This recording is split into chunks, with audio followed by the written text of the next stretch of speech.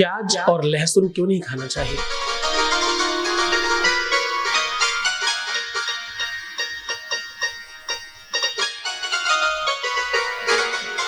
प्याज और लहसुन सिर्फ इसलिए नहीं खाना चाहिए कि वो तामसिक है, उससे क्रोध बढ़ता है, उससे एंजाइटी बढ़ती है, उससे तुम्हारी इंटरनल चिंतन की प्रोसेस जो है वो थोड़ी सी अशुद्ध हो जाती है।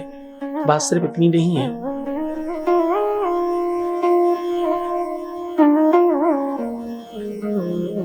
ये दोनों की दोनों वस्तुएं ऐसी हैं जिनको अगर जमीन में दबा दिया जाए, जिस जगह पर, जिस भी स्थान पर डाल दिया जाए, जिस भी जमीन में अंदर दबा दिया जाए खोदकर,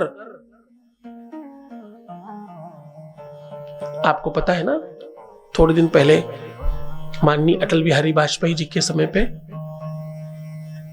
परमाणु परीक्षण हुआ था,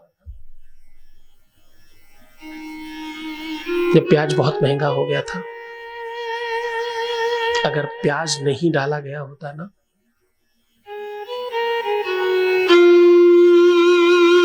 तो जो उसका कुप्रभाव था उस स्थान का, परमाणु परीक्षण के समय जिस प्रकार की गैसेस, जो जिस प्रकार का केमिकल का रसस्राव हो रहा था, उसे ठीक करने के लिए कितना ही धन लगता, उसके बाद भी वो पूरी तरह से ठीक नहीं होता।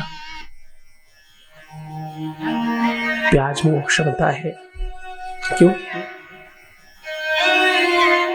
प्याज अगर लोग कम खाएंगे, बचेगा तो वो जमीन में जाएगा।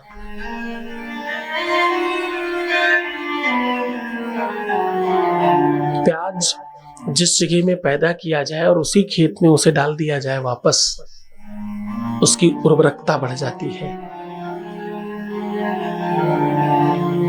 वो और फर्टाइल और उपजाऊ हो जाती है जमीन में।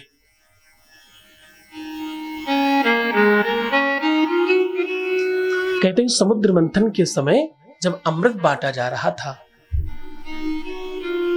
समुद्र मंथनम कृत्वा हरे लक्ष्मी हरे हविषम भाग्यम फलति सर्वत्र न च वेद्या न च पौरुषम।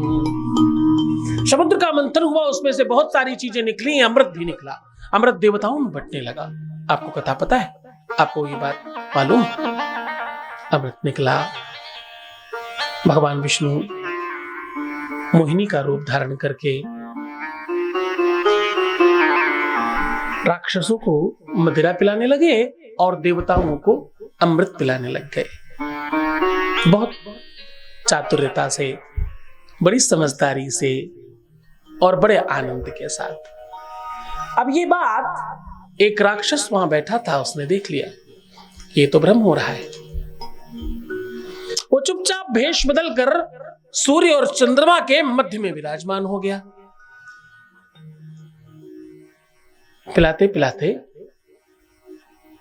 उसको भी अमृत मिल गया।